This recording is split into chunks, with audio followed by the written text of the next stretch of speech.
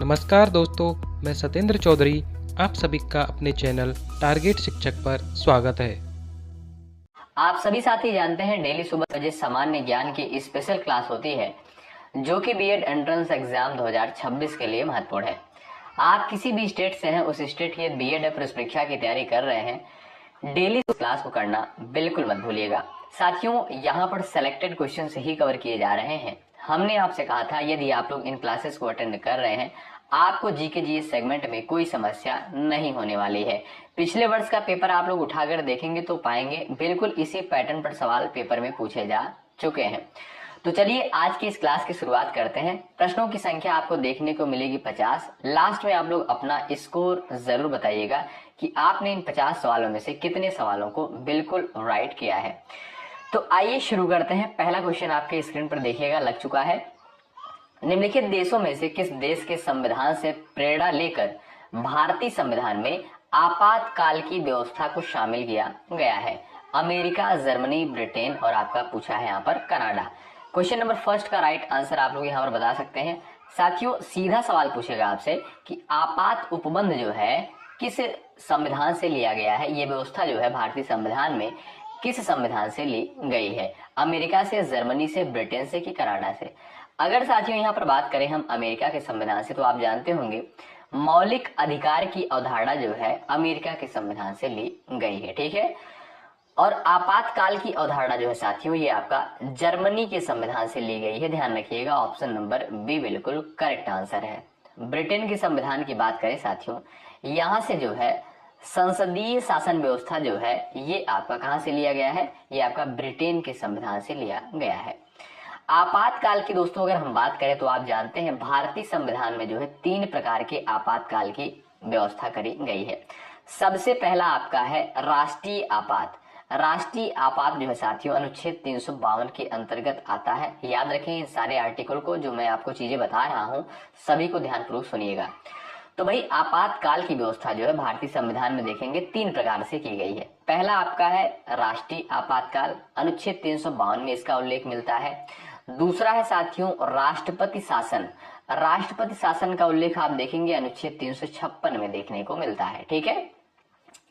और तीसरा साथियों आपका है वित्तीय आपात। क्या है? वित्तीय आपातकाल। ये साथियों आप देखेंगे अनुच्छेद 360 में जो है इसका वर्णन किया गया है। तो आशा करता हूं कि ये सारी चीजें आप लोग अच्छे तरीके से समझ गए होंगे। ध्यान रखें, तो आपातकाल की व्यवस्था कहां से ली गई है? ये आपका जर्मनी के संविधान से ली गई है। और आपातकाल के कितने टाइप हैं जो भारतीय संविधान में उल्लेखित हैं? ध्यान रखिएगा, पहला आपका है राष्ट्रीय आपातकाल, दूसरा है आपका राष्ट्रपति शासन, तीसरा है आपका वित्तीय आपातकाल, ठीक है। अगला सवाल देखें, क्वेश्चन नंबर दूसरा है। सवाल नंबर सेकंड यहाँ पर कहता है यंग इंडिया नामक प्रसिद्ध पत्रिका का प्रकाशन एवं संपादन निम्नलिखित में से किस राष्ट्रीय नेता के द्वारा किया गया था? क्वेश्चन नंबर सेकंड का राइट आंसर यहाँ पर आप लोग बता सकते हैं। चलिएगा, सवाल नंबर सेकंड का करेक्ट आंसर क्या हो जाएगा? यंग इंडिया नामक प्रसिद्ध पत्रिका का प्रकाशन एवं संपादन जो है किसके द्वारा किया गया था? जो लोग जा रहे हैं Mahatma Gandhi option number B पर, वो बिल्कुल यहाँ पर राइट हो जाएंगे। याद रखें साथियों, यंग इंडिया नामक पत्रिका का संपादन और प्रकाशन जो है महात्मा गांधी के द्वारा किया गया था। आपका बी ऑप्शन जो है बिल्कुल यहाँ पर करेक्ट आंसर है। क्वेश्चन नंबर तीसरा देखिएगा, दक्षिण भारत की प्रमुख नदियों में से एक कावेरी नदी अंततः जो है किस खाड़ी में जाकर मिलती है? बताइए। क्वेश्चन नंबर थर्ड का यहाँ पर आप लोग आंसर दीजिएगा। आपका करेक्ट आंसर यहाँ पर क्या हो जाएगा बताएं। चलिएगा, यहाँ पर आपका राइट आंसर क्या हो जाएगा सभी दोस्त बताएं। दक्षिण भारत की प्रमुख नदियों में से एक कावेरी नदी जो है ये आपका कहां पर जाकर मिलती है? आप जानते होंगे बे ऑफ बंगाल यानी बंगाल की खाड़ी में जाकर मिल जाती है कावेरी नदी। सेकंड ऑप्शन जो आपका दिया है इस क्वेश्चन का बिल्कुल सही आंसर होगा। अगला सवाल ये रहा। सवाल नंबर यहाँ पर साथियों आपके स्क्रीन पर ध्यान से देखिएगा। सवाल नंबर चौथा है राज्यसभा को भारतीय संसद का अस्थायी सदन क्यों कहा जाता है? बताएं। इसका प्रत्येक सदस्य जो है 6 वर्ष के लिए चुना जाता है। ऑप्शन बी है इसे कभी जो है भंग नहीं किया जा सकता है। ऑप्शन सी है इसके सदस्य प्रत्यक्ष रूप से निर्वाचित नहीं होते हैं। इसमें राष्ट्रपति द्वारा मनोनीत सदस्य होते हैं। बताएं, क्वेश्चन नंबर 4 का राइट आंसर बता दीजिएगा। आप जानते हैं साथियों, राज्यसभा ये जो है संसद का जो है उच्च सदन कहलाता है। क्या भाई? भारतीय संसद का उच्च सदन कहलाता है राज्यसभा, और लोकसभा जो है निम्न सदन कहलाता है। लेकिन साथियों, राज्यसभा को जो है अस्थायी सदन कहा जाता है। क्यों कहा जाता है, यहीं पर यह सवाल आपसे पूछा है। तो ध्यान रखें, आपका जो राइट आंसर हो जाएगा, इसे कभी भंग नहीं किया जा सकता है। ध्यान रखिएगा साथियों, राज्यसभा को जो है कभी भंग नहीं किया जा सकता है, इसलिए राज्यसभा को जो है अस्थायी सदन कहा जाता है। ध्यान रखें, ठीक है। और साथियों, राज्यसभा के सदस्यों का कार्यकाल जो होता है 6 वर्ष का होता है, ठीक है। और राज्यसभा को उच्च सदन कहते हैं संसद का। और लोकसभा को ध्यान रखिएगा साथियों, लोकसभा जो होती है इसे जो है निम्न सदन कहा जाता है संसद का, ठीक है। और लोकसभा को साथियों भंग किया जा सकता है, ये भी पॉइंट आप लोग ध्यान रखें। राज्यसभा को भंग नहीं किया जा सकता है, ठीक। तो यहाँ पर जो लोग जा रहे हैं ऑप्शन नंबर बी पर, बिल्कुल यहाँ पर करेक्ट हो जाएंगे। सवाल नंबर 5वां है, मानव शरीर की लाल रक्त कणिकाओं में निम्नलिखित में से कौन सा प्रमुख तत्व पाया जाता है जो ऑक्सीजन के परिवहन में सहायक होता है? Calcium, iron, sodium, potassium. Question number 5 आपके स्क्रीन पर दिया है, आप सभी दोस्त आंसर करें। यहाँ पर बताएं, मानव शरीर की जो है लाल रक्त कणिकाओं यानी आरबीसी में निम्नलिखित में से कौन सा प्रमुख तत्व पाया जाता है जो ऑक्सीजन के परिवहन में सहायक होता है? वो है साथियों आपका आयरन। ऑप्शन नंबर जो आपका बी दिया है ये बिल्कुल साथियों राइट आंसर हो जाएगा। ध्यान रखें साथियों, आयरन जो है ऑक्सीजन को बांधकर पूरे शरीर में जो है पहुंचाता है, ठीक है। तो यहाँ पर जो लोग बी विकल्प पर जा रहे हैं बिल्कुल यहाँ पर राइट हो जाएंगे, ठीक है। साथियों, एक सवाल और आपसे पूछता है कि आरबीसी का, ध्यान रखिएगा, आरबीसी यानी लाल रक्त कणिकाओं का जीवन काल कितना होता है? तो ध्यान रखें 120 दिन होता है, ठीक है। तो आप लोग अच्छे तरीके से सारी चीजों को देखते हुए चलें, सुनते हुए चलें। चलिए आगे बढ़ते हैं। यहाँ पर क्वेश्चन नंबर 6 देखेंगे, ध्यानपूर्वक आप लोग देखिएगा और आंसर दीजिएगा।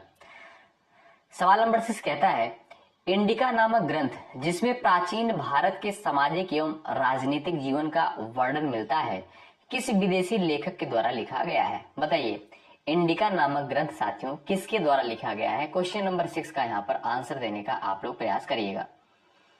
चलिए यहाँ पर आपका करेक्ट आंसर क्या हो जाएगा बताएं। तो साथियों, इंडिका नामक ग्रंथ जो है, इंडिका नामक पुस्तक जो है, ध्यान रखिएगा आप लोग, मेगास्थनीज के द्वारा लिखा गया। ऑप्शन नंबर सी बिल्कुल करेक्ट आंसर हो जाएगा। साथियों, मेगास्थनीज कौन था? ध्यान रखें आप लोग, यूनानी राजदूत था। क्या भाई? एक यूनानी राजदूत था जो चंद्रगुप्त मौर्य के जो है दरबार में आया था। ध्यान रखिएगा, और इसने जो है, याद रखें, इसने जो है इंडिका नामक पुस्तक की रचना करी, ठीक है। तो आपका सी ऑप्शन जो दिया है बिल्कुल करेक्ट आंसर हो जाएगा। किसके दरबार में आया, ये भी पॉइंट याद रखिएगा, चंद्रगुप्त मौर्य के दरबार में जो है आया था, ठीक है। यूनानी राजदूत था, ये भी पॉइंट आप लोग याद रखें। अगला सवाल देखें, भारत की सबसे बड़ी मीठे पानी की झील निम्नलिखित में से कौन सी है और कहां पर स्थित है? क्वेश्चन नंबर 7 का आंसर यहाँ पर आप लोग करेंगे। चलिए भाई, कितने लोग चाहते हैं कि करंट अफेयर की क्लास भी करा दी जाए? कमेंट बॉक्स में आप लोग जरूर बताइएगा। अगर आप चाहें तो भाई करंट अफेयर की क्लास भी आपको प्रोवाइड कर दी जाएगी। सवाल नंबर 7 का यहाँ पर राइट आंसर क्या है? भारत की जो है सबसे बड़ी मीठे पानी की झील निम्नलिखित में से जो है कौन सी है? क्वेश्चन नंबर 7 का करेक्ट आंसर आप यहाँ पर बता सकते हैं। जो लोग जा रहे हैं ऑप्शन नंबर ए पर, बुलर झील पर, वो बिल्कुल राइट हो जाएंगे, ठीक है भाई। साथियों, भारत की जो सबसे बड़ी मीठे पानी की झील है वो है आपकी बुलर झील। कहाँ पर स्थित है दोस्तों? आप देखेंगे ये आपका जम्मू कश्मीर में स्थित है, ध्यान रखें आप लोग, ठीक है। और बात करें साथियों चिल्का झील की, आप जानते होंगे ये जो है भारत की सबसे बड़ी खारे पानी की झील है, और ये कहां पर स्थित है? ये आप देखेंगे जो है उड़ीसा राज्य में स्थित है, ठीक। अगला सवाल देखें, ये रहा, भारतीय संविधान के किस भाग को संविधान की आत्मा के रूप में जाना जाता है? प्रस्तावना, मौलिक अधिकार, राज्य के नीति निदेशक तत्व, न्यायपालिका। क्वेश्चन नंबर 8 का यहाँ पर सभी साथियों का आंसर आना चाहिए, और सेशन को आप लोग साथियों लाइक करते हुए चलिएगा। आप जानते हैं बहुत मेहनत के साथ इस कंटेंट को तैयार किया जाता है आप सभी के लिए। आपका कर्तव्य बनता है सेशन को जरूर लाइक करें। और साथियों जब तक आपका जो है एग्जाम नहीं हो जाएगा तब तक हम आपके साथ इसी तरीके से एक बेहतरीन कंटेंट के साथ बने रहेंगे। तो देखिएगा, क्वेश्चन नंबर 8 का राइट आंसर आपका दोस्तों हो जाएगा क्या भाई, प्रस्तावना हो जाएगा। ठीक है भाई, तो संविधान की आत्मा साथियों किसे कहा गया है, जो भारतीय संविधान की प्रस्तावना है इसे जो है साथियों संविधान की आत्मा कहा गया है। ध्यान रखें, ए ऑप्शन जो है आपका यहाँ पर बिल्कुल करेक्ट आंसर हो जाएगा। ठीक है साथियों, दोस्तों भारतीय संविधान के प्रस्तावना में जो है 3 शब्द जोड़े गए थे, बड़े इंपॉर्टेंट है, उनको भी आप लोग ध्यान रखें, हमने कई बार क्लास में जो है करवाया है। देखिएगा, भारतीय संविधान की प्रस्तावना में दोस्तों एक बार संशोधन हुआ, वो भी आपका 42वें संविधान संशोधन 1976 के द्वारा जो है इसमें संशोधन किया गया। और इसमें जो है दोस्तों 3 शब्द जोड़े गए। कौन कौन से शब्द जोड़े गए थे याद रखें आप लोग, समाजवादी, पंथ निरपेक्ष और अखंडता। ये सवाल पेपर में पूछा जा चुका है कि प्रस्तावना में जो है 3 शब्द कौन कौन से जोड़े गए थे। तो ध्यान रखें आप लोग, कौन कौन से शब्द, समाजवादी, पंथ निरपेक्ष और अखंडता, ये 3 शब्द जोड़े गए थे। और साथियों प्रस्तावना में अभी तक कितनी बार संशोधन हुआ है, सिर्फ और सिर्फ एक बार जो है संशोधन हुआ है, याद रखें आप लोग। ठीक है, तो यहाँ पर भाई आपका ए ऑप्शन बिल्कुल राइट आंसर हो जाएगा। भारतीय संविधान के किस भाग को उसकी आत्मा कहा गया है, तो प्रस्तावना को। ठीक है, अब यहाँ पर दोस्तों बात करें अगर हम मौलिक अधिकार की, तो आप जानते होंगे मौलिक अधिकार का उल्लेख आप देखेंगे भारतीय संविधान के भाग 3 में देखने को मिलता है। अनुच्छेद 12 से 35 के तहत जो है मौलिक अधिकार का वर्णन किया गया है। ठीक है, और कितने मौलिक अधिकार नहीं थे साथियों, 6 मौलिक अधिकार वर्तमान समय में दिए गए हैं भारतीय नागरिक को। ठीक है भाई, और मौलिक अधिकार की अवधारणा साथियों कहां से ली गई है, ये आप देखेंगे अमेरिका के संविधान से जो है मौलिक अधिकार की अवधारणा ली गई है। तो इन सारे पॉइंट्स को आप लोग याद रखिएगा, इंपॉर्टेंट है। ठीक है, अब यहाँ पर दोस्तों बात करें राज्य के नीति निर्देशक तत्व की, इसका उल्लेख आप देखेंगे साथियों, इसका उल्लेख जो है भारतीय संविधान के भाग 4 में किया गया है।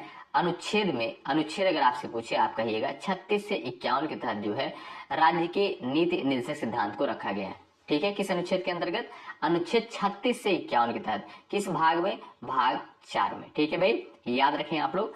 और राज्य के नीति निर्देशक तत्व की अवधारणा कहां से ली गई है दोस्तों, ये सवाल कई बार पूछा गया है, तो आयरलैंड के संविधान से, आयरलैंड के संविधान से, याद रखें आप लोग। देखिएगा दोस्तों एग्जाम तक आते आते जो है बहुत सारे क्वेश्चन आपको रट जाएंगे। ठीक है, क्योंकि हम डेली जो क्लास होती है उसमें कुछ पुराने क्वेश्चन को भी ऐड किया जाता है, कारण यह रहता है जिससे आपका रिवीजन भी साथ साथ होता रहे। ठीक है, अगला सवाल देखें, क्वेश्चन नंबर 9 है, भारत सेवक समाज नामक संगठन की स्थापना निम्नलिखित में से किस समाज सुधारक अथवा नेता के द्वारा की गई, बताएं। चलिए, भारत सेवक समाज संगठन की स्थापना किसके द्वारा करी गई, क्वेश्चन नंबर 9 का राइट आंसर आप यहां पर बता सकते हैं। चलिएगा, यहां पर आपका करेक्ट आंसर क्या हो जाएगा, बताएं।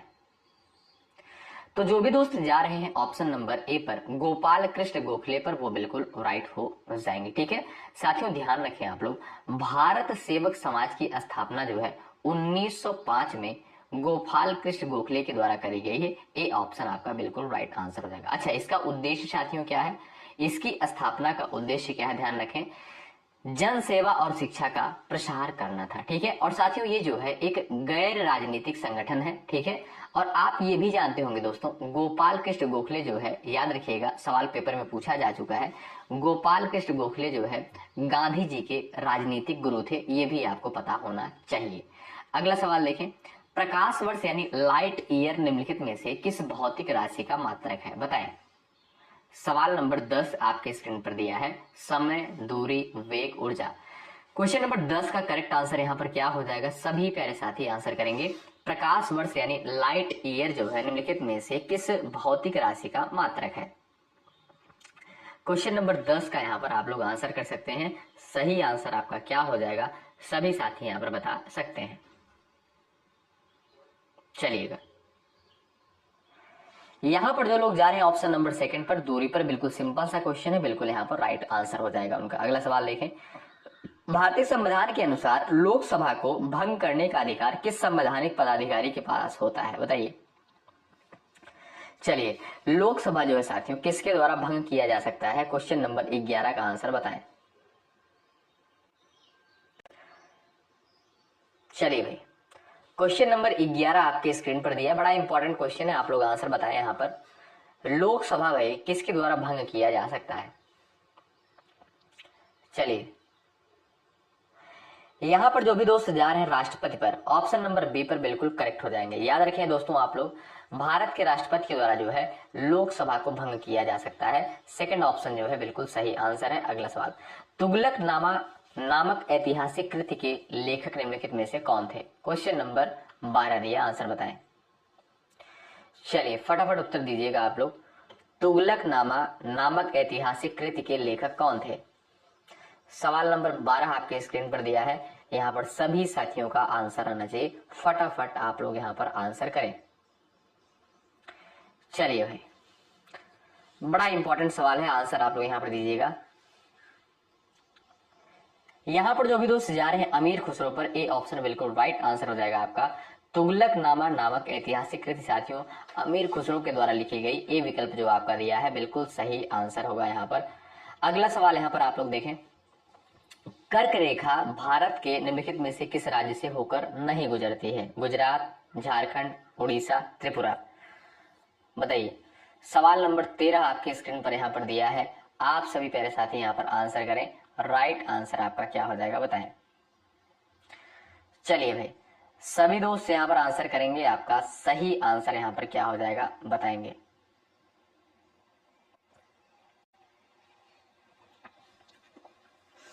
चलिए भाई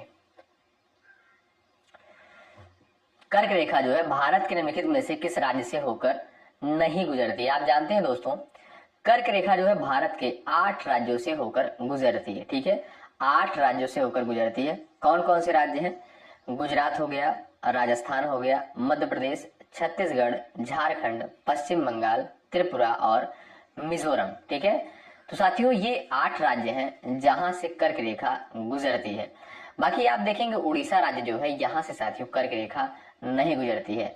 उत्तर प्रदेश से भी साथियों कर्क रेखा नहीं गुजरती है, ध्यान रखें आप लोग। तो यहाँ पर आपका सी विकल्प जो दिया है बिल्कुल सही आंसर है। अगला सवाल, मानव शरीर की सबसे छोटी हड्डी निम्नलिखित में से कौन सी है? क्वेश्चन नंबर 14 का आंसर बताएं। चलिएगा, मानव शरीर की सबसे छोटी हड्डी कौन सी है? तो आप लोग ध्यान रखें साथियों, जो सबसे छोटी हड्डी होती है मानव शरीर की उसे बोलते हैं स्टेपिस बोलते हैं। क्या भाई? स्टेपिस बोलते हैं। तो यहाँ पर आपका स्टेप्स जो दिया है इसको आप सही कर सकते हैं, स्टेपिस होना चाहिए। ए ऑप्शन बिल्कुल यहाँ पर राइट आंसर हो जाएगा। और ये साथियों जो हड्डी कहाँ पर पाई जाती है? ये साथियों कान में पाई जाती है, यानी कान की हड्डी होती है। ठीक है, दूसरा पॉइंट याद रखें। और जो सबसे बड़ी हड्डी होती है, जो सबसे बड़ी हड्डी साथियों होती है वो कौन सी होती है? उसे बोलते हैं फीमर। और ये साथियों सबसे बड़ी हड्डी होती है, कहाँ पर पाई जाती है? ये आप देखेंगे थाई में पाई जाती है, यानी आप कह सकते हैं जांघ में पाई जाती है। ठीक है, ये जांघ की हड्डी होती है जो फीमर होती है। ठीक, अगला सवाल देखें, आनंद मठ नामक प्रसिद्ध उपन्यास के लेखक निम्नलिखित में से कौन है? 15 नंबर के क्वेश्चन का आंसर यहाँ पर आप लोग करेंगे। राइट आंसर आपका क्या हो जाएगा बताएं। चलिए, आनंद मठ नामक प्रसिद्ध उपन्यास के लेखक जो है कौन है? फटाफट आंसर दीजिएगा जो लोग जा रहे हैं भाई। Option number Bankim Chandra Chattopadhyay, A option पर बिल्कुल यहाँ पर राइट हो जाएंगे। ठीक है साथियों, आप जानते होंगे भारत का राष्ट्रीय गीत क्या है? वंदे मातरम है। क्या? वंदे मातरम जो है ये भारत का राष्ट्रीय गीत है। और साथियों वंदे मातरम जो है ये कहाँ से लिया गया है? ये आपका आनंद मठ से ही लिया गया है, ये भी याद रखिएगा आप लोग। ठीक है, तो आनंद मठ के लेखक कौन है? बंकिम चंद्र चट्टोपाध्याय हैं। तो वंदे मातरम जो भारत का राष्ट्रीय गीत है कहाँ से लिया गया है? आनंद मठ से ही लिया गया है। अगला सवाल देखें, ये रहा, भारत के राष्ट्रपति को उनके पद की शपथ एवं गोपनीयता की शपथ निम्नलिखित में से कौन दिलाता है? क्वेश्चन नंबर 16 का आंसर बताएं। चलिए, क्वेश्चन नंबर 16 का करेक्ट आंसर क्या है आप लोग बताइएगा। सही आंसर हो जाएगा दोस्तों आपका क्या? भारत के मुख्य न्यायाधीश। ठीक है भाई, तो राष्ट्रपति को शपथ मुख्य न्यायाधीश जो है दिलाते हैं। आपका बी ऑप्शन बिल्कुल राइट आंसर हो जाएगा, यानी CJI यानी chief justice of India. Question number 17, लोहा धातु मुख्यतः निम्नलिखित में से किस अयस्क से सर्वाधिक मात्रा में प्राप्त होती है? बताइए। क्वेश्चन नंबर 17 का राइट आंसर आप कर सकते हैं यहाँ पर। लोहा जो साथियों धातु, ये मुख्यतः निम्नलिखित में से किस अयस्क से सर्वाधिक मात्रा में प्राप्त किया जाता है? बॉक्साइट से, हेमेटाइट से, मैग्नाइट से, गैल्ना से। सवाल नंबर आपके स्क्रीन पर यहाँ पर 17 दिया है। सभी साथियों का यहाँ पर आंसर आना चाहिए। आप सभी दोस्त यहाँ पर प्रयास करेंगे आंसर देने के लिए। तो आप देखेंगे दोस्तों राइट आंसर क्या हो जाएगा आपका? हेमेटाइट होगा। क्या भाई? हेमेटाइट जो है आपका बी ऑप्शन बिल्कुल करेक्ट आंसर हो जाएगा। ये साथियों लौह का यानी लोहे का जो है प्रमुख अयस्क माना जाता है। ठीक है, ध्यान रखें। और ये भारत में जो है सबसे अधिक पाया जाता है। ये भी पॉइंट आप लोग याद रखिएगा। अगला सवाल देखिए, साइमन कमीशन भारत में संवैधानिक सुधारों की समीक्षा हेतु किस वर्ष आया था?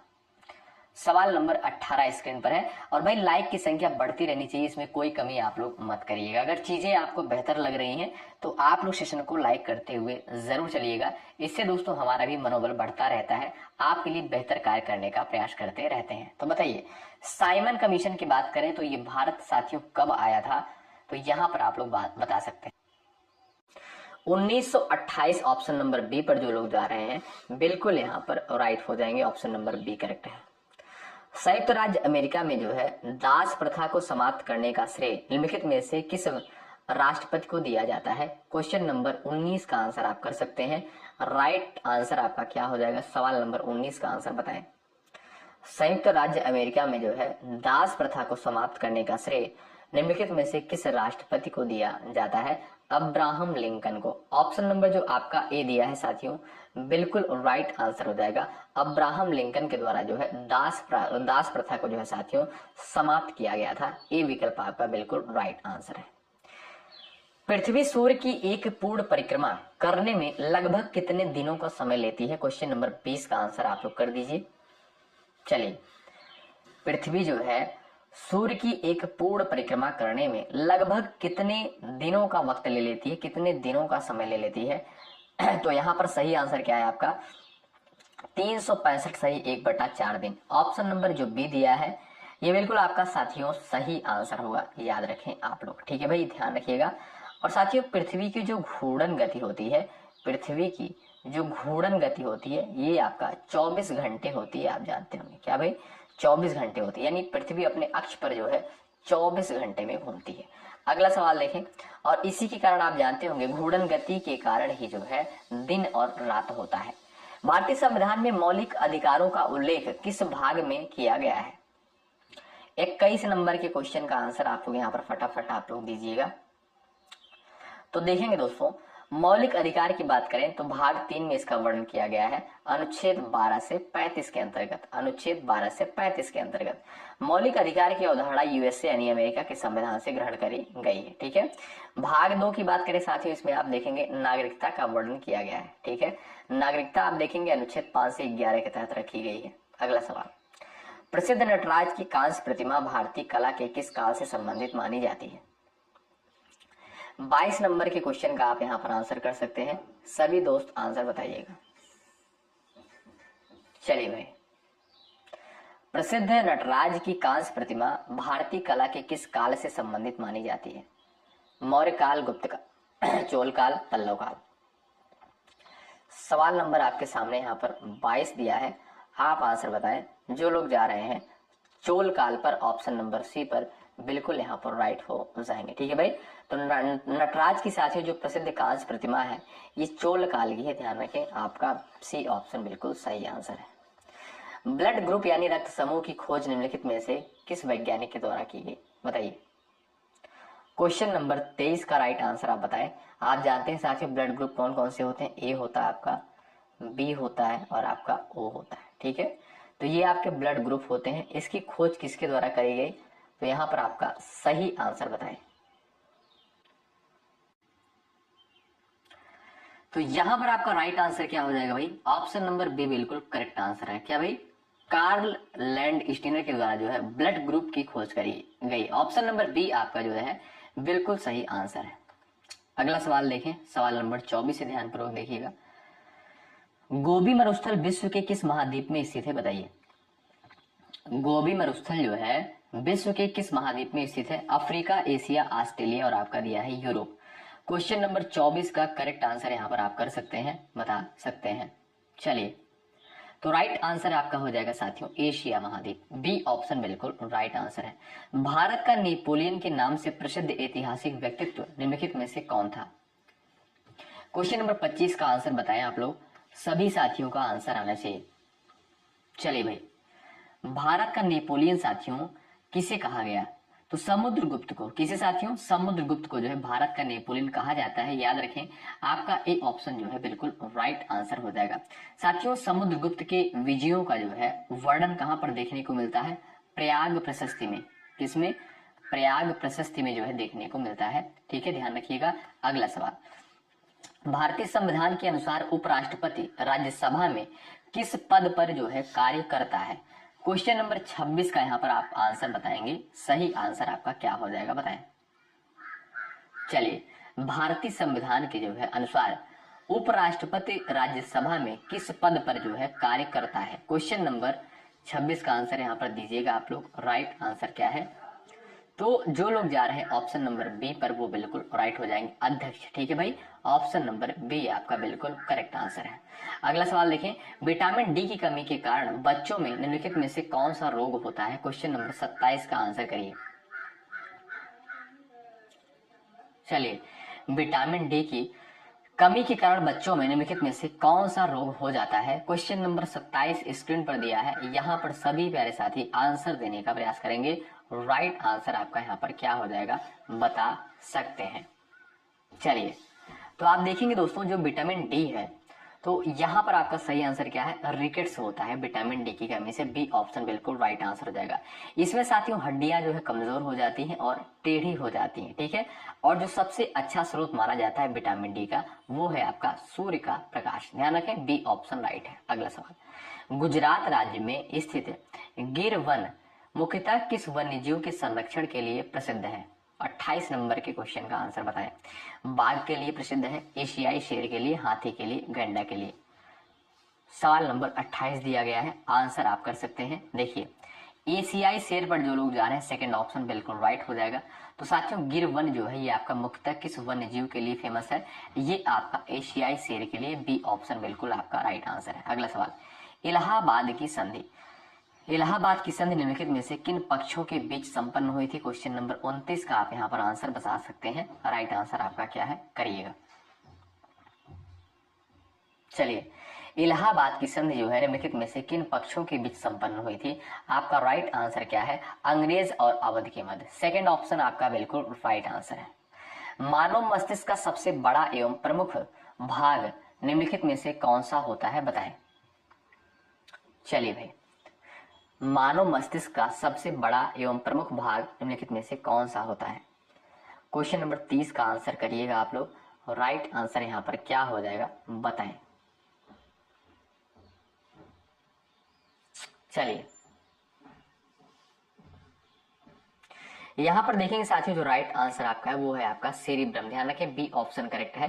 साथियों, सेरिब्रम जो है मस्तिष्क का सबसे बड़ा भाग होता है। ठीक है, और ये साथियों सोच, स्मृति और बुद्धि को जो है नियंत्रित करने का कार्य करता है। ठीक है, बी ऑप्शन राइट है। अगला सवाल, आर्य समाज नामक धार्मिक एवं सामाजिक सुधार आंदोलन के संस्थापक कौन थे? 31 का राइट आंसर क्या है? आर्य समाज नामक धार्मिक एवं सामाजिक सुधार आंदोलन के संस्थापक कौन थे? सवाल नंबर 31 का यहाँ पर करेक्ट आंसर आपका क्या हो जाएगा? आंसर आप लोग दीजिएगा। देखें, तो सही आंसर आपका क्या है यहाँ पर? स्वामी दयानंद सरस्वती। ऑप्शन नंबर जो बी दिया है इस क्वेश्चन का बिल्कुल सही आंसर होगा। याद रखें, बी विकल्प जो आपका दिया है बिल्कुल राइट आंसर है, स्वामी दयानंद सरस्वती। अगला सवाल, भारत की जो है पहली महिला प्रधानमंत्री निम्नलिखित में से कौन थी? क्वेश्चन नंबर 32 का आप आंसर कर सकते हैं। भारत की जो है पहली महिला प्रधानमंत्री निम्नलिखित में से कौन थी? 32 का करेक्ट आंसर क्या है? यहाँ पर सभी प्यारे साथी आंसर देने का प्रयास करेंगे। राइट आंसर क्या है बता सकते हैं। चलिए, भारत की जो है पहली महिला प्रधानमंत्री कौन थी? यहाँ पर जो लोग जा रहे हैं Indira Gandhi, option number second पर बिल्कुल यहाँ पर राइट होंगे। अगला सवाल, विश्व की सर्वोच्च पर्वत चोटी माउंट एवरेस्ट कहाँ पर स्थित है बताएं। भारत, नेपाल, चीन, नेपाल, चीन सीमा। क्वेश्चन नंबर 33 का आंसर बताएं। चलिएगा, तो आप देखेंगे साथियों ये जो है आपका नेपाल चीन सीमा पर है और इसकी जो लगभग ऊंचाई है, ध्यान रखें, लगभग जो इसकी ऊंचाई है वो है आपका 8,848.86 मीटर जो है लगभग इसकी जो है ऊंचाई है। अगला सवाल, मानव शरीर में जो है पिट्यूटरी ग्रंथि को प्रायः किस नाम से जाना जाता है? 34 का आंसर करें आप लोग। सवाल नंबर 34 का आंसर बताइएगा। पिट्यूटरी ग्लैंड को जो है प्रायः किस नाम से जाना जाता है? चलिए, यहां पर आपका सही आंसर क्या है? आपका राइट आंसर हो जाएगा दोस्तों मास्टर ग्रंथि। ऑप्शन नंबर जो ए दिया है बिल्कुल सही आंसर है। अगला सवाल, भारतीय संविधान में राज्य के नीति निर्देशक तत्व की अवधारणा किस देश के संविधान से ग्रहण की गई है? क्वेश्चन नंबर 35 का आंसर बताएं आप लोग। भारतीय संविधान में राज्य के नीति निर्देशक तत्व की अवधारणा किस देश के संविधान से ग्रहण करी गई है? हमने स्टार्टिंग में आपको बताया था कि आयरलैंड के संविधान से ग्रहण करी गई है। ऑप्शन नंबर बी करेक्ट हो जाएगा, ठीक है। और राज्य के नीति निर्देशक तत्व का उल्लेख आप देखेंगे भारतीय संविधान के भाग 4 में इसका उल्लेख मिलता है, अनुच्छेद 36 से 51 के तहत, ठीक है। सवाल नंबर अगला देखें ध्यानपूर्वक। जलियांवाला बाग जो कांड हुआ था साथियों, ये ऐतिहासिक घटना कब घटित हुई थी? 37 का आंसर बताएं। चलिए, किसके द्वारा गोली चलवाई गई थी? आप जानते होंगे साथियों, इसमें जो है कई निहत्थे लोग मारे गए थे, ठीक है। तो ये घटना जो हुई थी 13 अप्रैल 1919 को। कब? 13 अप्रैल 1919 को साथियों ये घटना हुई थी और जनरल डायर के द्वारा जो है गोली चलवाई गई थी। किसके द्वारा? जनरल डायर के द्वारा जो है गोली चलवाई गई थी निहत्थे लोगों पर, ठीक है। तो सही आंसर क्या है इस क्वेश्चन का? राइट आंसर हो जाएगा ऑप्शन नंबर सी, 13 अप्रैल 1919 को यह घटना घटित हुई थी। अगला सवाल, वेदांत दर्शन के प्रमुख प्रवर्तक एवं व्याख्याता निम्नलिखित में से कौन माने जाते हैं? चलिए, वेदांत दर्शन के प्रमुख प्रवर्तक एवं व्याख्याता निम्नलिखित में से कौन माने जाते हैं? सवाल नंबर 37 राइट आंसर क्या है? शंकराचार्य, आदि शंकराचार्य। ए ऑप्शन जो है बिल्कुल सही आंसर है। अगला सवाल, कांगो नदी विश्व के किस महाद्वीप में प्रवाहित होती है? बताइए। 38 का आंसर करें। कांगो नदी जो है साथियों विश्व के किस महाद्वीप में प्रवाहित होती है? भाई लास्ट में आपको स्कोर तो जरूर बताना है कि आपने जो है इन 50 सवालों में से कितने सवालों को सही करने का प्रयास किया है। तो देखें, कांगो नदी की बात करें साथियों, ये आपका अफ्रीका में है। कहां पर दोस्तों? अफ्रीका में स्थित है। ऑप्शन नंबर बी बिल्कुल करेक्ट आंसर हो जाएगा। और ये साथियों अफ्रीका की दूसरी सबसे लंबी नदी है। क्या?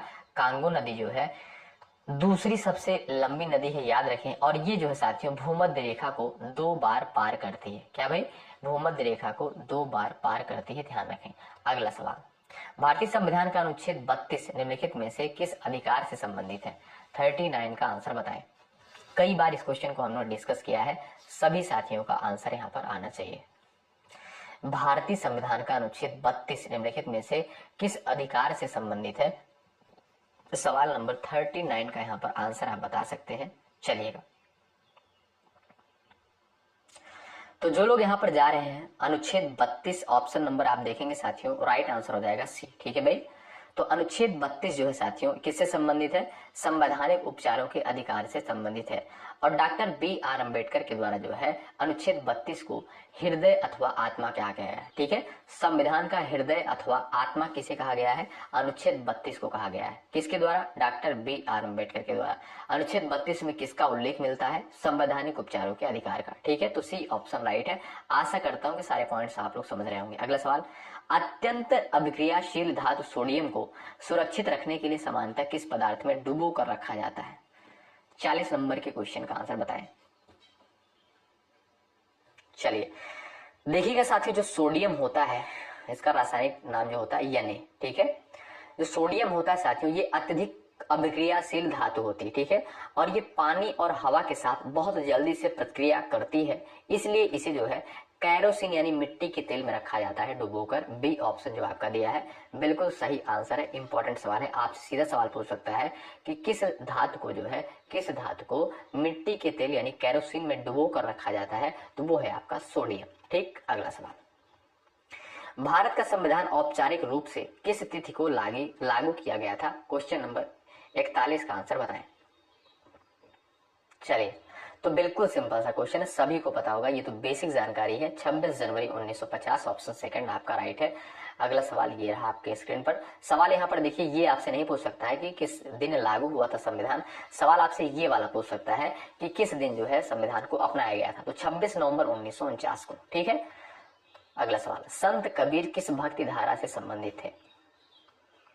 चलिए, संत कबीर किस भक्ति धारा से संबंधित है? चलिए, सही आंसर क्या भाई?